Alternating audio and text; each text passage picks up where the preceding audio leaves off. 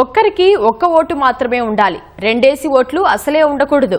ఒకవేళ ఉంటే అలాంటి వాటిని తొలగించాల్సిందే అంటూ సర్ ప్రక్రియ మొదలైంది. రాష్ట్రంలో ఈ నెల 25న ప్రారంభమైన ఓటరు ప్రత్యేక సమగ్ర సవరణ సర్వే నిర్వహణకు కుమురంభీం జిల్లా కెరమెరి మండలంలోని 14 గ్రామాల్లో ప్రతిష్టంభన ఎదురవుతోంది. ఈ సమస్యను ఎలా పరిష్కరించాలో అర్థం కాక అధికార యంత్రాంగం తర్జన భర్జన పడుతోంది.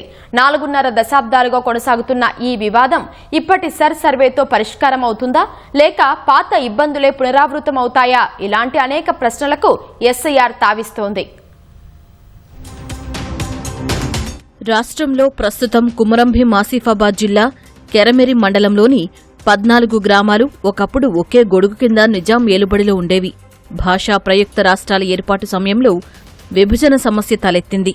భౌగోళికంగా సాంస్కృతిక అంశాల ఆధారంగా 48% ఆంధ్రప్రదేశ్కు, మహారాష్ట్రకు 52% అనుకూలంగా ఉన్నట్లు వెల్లడైనప్పటికీ భూభాగం మాత్రం ఆంధ్రప్రదేశ్లోకి వస్తుందనే కారణంతో ఆ గ్రామాలను ఏ రాష్ట్ర పరిధిలో చేర్చలేదు. తర్వాత 1960లో అవతరించిన మహారాష్ట్ర సరిహద్దులోని 14 గ్రామాలను చంద్రపూర్ జిల్లా జివితి తాలూకాలో చేర్చుకోగా అప్పటి ఉమ్మడి ఆంధ్రప్రదేశ్ అభ్యంతరం వ్యక్తం చేసింది. పైగా ఆర్టికల్ 3 ప్రకారం వివాదాస్పద గ్రామాలన్నీ ఆంధ్రప్రదేశ్లోకి వస్తాయని 1978లో తేల్చడంతో రెండు రాష్ట్రాల వివాదాస్పద సమస్యగా తయారైంది.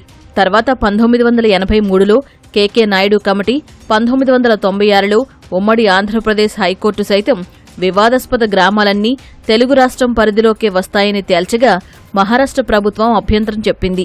సుప్రీంకోర్టును ఆశ్రయించింది. అలా ఆ సమస్య నానుతూ ఉండగానే 1960-70 దశకం మధ్యన తొలుత మహారాష్ట్ర, ఆ తర్వాత ఆంధ్రప్రదేశ్, ఆ గ్రామాల్లో ఎవరికి వారు ఎన్నికలు నిర్వహించుకోవడంతో సమస్య జటిలమైందే తప్ప పరిష్కారం కాలేదు.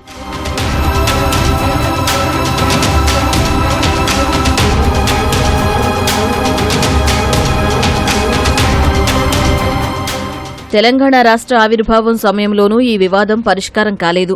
ఇప్పటికీ 14 గ్రామాల్లో ప్రతి ఒక్క ఓటరుకు 2 ఓట్లు, అంటే తెలంగాణ, మహారాష్ట్ర తరపున ఓటు హక్కు ఉంది.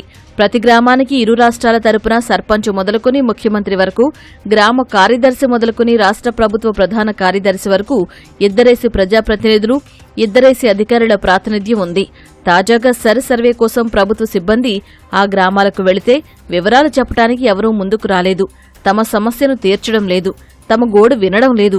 కేవలం ఎన్నికలొచ్చినప్పుడు రావడం, ఆ తర్వాత మర్చిపోవడం మినహా మా కొరిగిందేమీ లేదనే ఆవేదన వ్యక్తం చేయడంతో సర్వే కోసం వెళ్లిన సిబ్బంది వెనుదిరగాల్సి వచ్చింది. 1995 से दोनों राज्यों में वोट कर रहे हैं और वहाँ इतना डेवलप नहीं, दोनों राज्यों के गांव होने के बाद में भी इतना डेवलप नहीं है.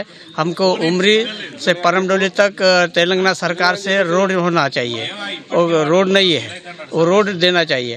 और फिर लैंड के बारे में महाराष्ट्र गवर्नमेंट अभी हमारा खेत का गिनती क्या रेवेन्यू विलेज बोल के खेत का पट्टा देने वाला है, और हम दोनों राज्यों में वोट कर रहे हैं. और इसका कारण जब तक है, ये सिलसिला जब तक चलता रहेगा, जब तक भारत सरकार चुनाव आयोग एक राज्य का वोटिंग लिस्ट बंद नहीं करता, तब तक दोनों राज्यों में वोट देने का हमारा सिलसिला अधिकार चलता रहेगा. రీసర్వే చేస్తున్నారు గవర్నమెంట్, తెలంగాణ గవర్నమెంట్ ఎస్ఐఆర్ లో ఓటర్ జాబితాలో పేరు ఉండాలా అట్లా చెప్తున్నారు. మహారాష్ట్ర కూడా అదే ఎస్ఐఆర్ లో ఓటర్ యాదిలో పేరు ఉండాలా అట్లా చెప్తున్నారు. మేము మొత్తం ప్రజలు ఏం చేయాలా? ఇప్పుడు మాత్రమే తెలంగాణ గవర్నమెంట్ 1918 నుంచి ఇక్కడ తెలంగాణలో మేము ఓటు చేస్తున్నాం. మహారాష్ట్రలో కూడా చంద్రపూర్ డిస్టిక్లో ఓటు చేస్తున్నాం. మా దగ్గర 2 ఎమ్మెల్యేస్, 2 సర్పంచ్, 2 అంగన్వాడీస్, 2 స్కూల్స్ మొత్తం ఉన్నాయి. ఇప్పుడు మేము ఎక్కడ పోవాలా? ఎస్ఐఆర్ ప్లానింగ్లో 2 ముఖ్యమంత్రి కూర్చొని మా ఇది 11 విలేజ్కు ఏం చేయాలా అట్లా చెప్పాలా? రాష్ట్రమంతటా సర్వేపై అధికార యంత్రాంగం పగడ్బందీ ఏర్పాట్లు చేసినప్పటికీ సరిహద్దు ప్రాంతాల్లో ఏం చెయ్యలేని పరిస్థితి నెలకొంది. ఒక్కరికి ఒకే ఓటు ఉండాలనే నిబంధన ఇక ఏమవుతుందనేది ప్రాధాన్యతాంశంగా మారుతోంది.